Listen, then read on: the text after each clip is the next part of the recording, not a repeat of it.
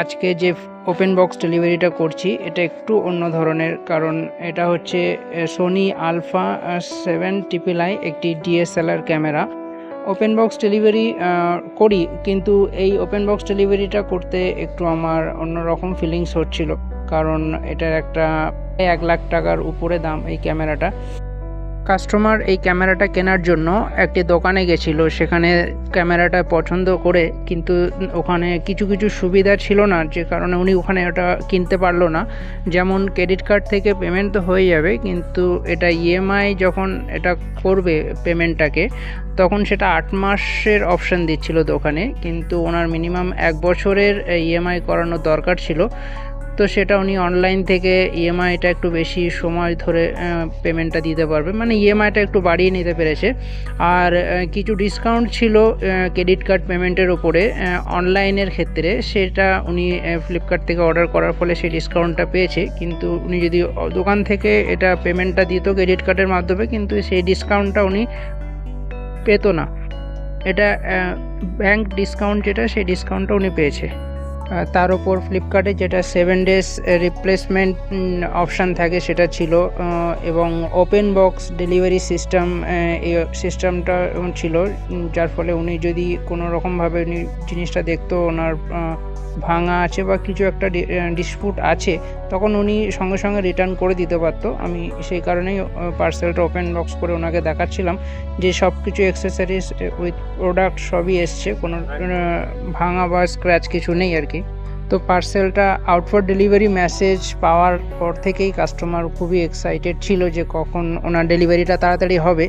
সুতরাং আমি বেশি দেরি করলাম না, আমি দেখলাম যে পার্সেলটা বড় প্যাকেট ছিল, সো বড় প্যাকেট থাকার ফলে আমাদের কাছে রাখতে তো প্রবলেম হয়। তো ওনার কল আসার পরেই আমি সেটাকে নিয়ে চলে গেলাম ওনার ঠিকানায় এবং ডেলিভারিটা দিয়ে দিলাম কাস্টমারকে। আর ওপেন বক্স করতে আমার এই পার্সেলটার ক্ষেত্রে বেশি টাইমই লেগেছে, অন্যান্য পার্সেলে এত টাইম লাগে না, কারণ এখানে অনেক ছোট ছোট অ্যাক্সেসরিজ আছে, ক্যামেরার লেন্স থেকে শুরু করে ব্যাটারি, ক্যামেরার চার্জার, সব কিছু পার্টস, সব প্যাকেট আলাদা আলাদা সিল করা ছিল। সেই সিলগুলো কেটে একটা একটা করে বার করে দেখাতে এগুলো সময় লেগে যায়।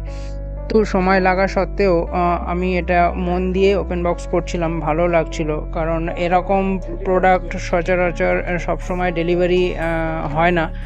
তো জিনিসটা একটু ইউনিক বা একটু সোনির ক্যামেরা, যেটা একটা একটা করে প্রোডাক্ট আমি নিজের হাতে ঘেঁটে দেখছিলাম, ভালোও লাগছিল।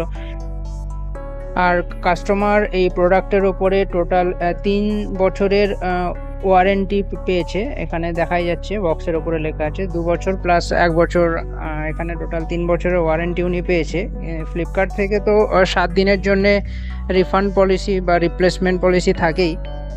কাস্টমার এ কথাও বলছিল যে আমি ক্যামেরা সেটআপটা রেডি করে নিই, এটা অন করে একটু দেখে নেবো, কিন্তু আমাদের এই ওপেন বক্স সিস্টেমে প্রোডাক্ট সবই মানে উইথ অ্যাক্সেসরিজ সবই এসছে, কোনো কিছু মিসিং নেই এবং কোনো ডেন্ট বা স্ক্র্যাচ ভাঙা কিছু নেই। এটুকুই লাস্ট চেক করে কাস্টমারকে হ্যান্ডওভার দেওয়ার নিয়ম। তাই বলে এটা নয় যে ওটা অন করে ওটা চালু হয়েছে কিনা সেটা দেখে নিতে হবে। কিন্তু কাস্টমার আমার কথা শুনে রাজি হলো, উনি সব প্রোডাক্ট অ্যাক্সেসরিজটা চেক করে নেওয়ার পর আমাকে ওটিপি নাম্বারটা দিয়ে ডেলিভারিটা কমপ্লিট করিয়ে নিল।